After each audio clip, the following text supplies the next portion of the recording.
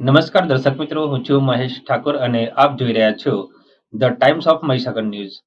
નજર કરીએ આજના મહત્વના સંતરામપુર નગરમાં આવેલ મેઇન બજાર વિસ્તારના એક ધાર્મિક સ્થળ મોટી મસ્જિદ પાસે અવારનવાર ગટરો ઉભરાતા સ્થાનિક રહીશો દ્વારા નગરપાલિકા પ્રત્યે ભારે રોષ.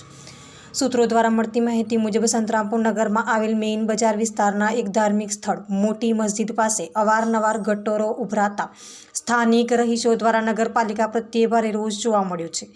જેમાં વધુમાં સૂત્રોથી જાણવા મળેલ છે કે આ એક ધાર્મિક સ્થળ પાસે અવારનવાર ગટરો ઉભરાય છે અને તેની રજૂઆતો સંતરામપુર નગરપાલિકાના અધિકારીઓને તથા પદાધિકારીઓને અવારનવાર રજૂઆતો કરવા છતાં કોઈ પણ જાતનું ધ્યાન રાખવામાં વહીવટીતંત્ર દ્વારા રાખવામાં આવતું નથી, જેથી સંતરામપુર નગરપાલિકા આ સમસ્યાનો હલ કરવામાં દિન પ્રતિદિન નિષ્ફળ જોવા મળે છે.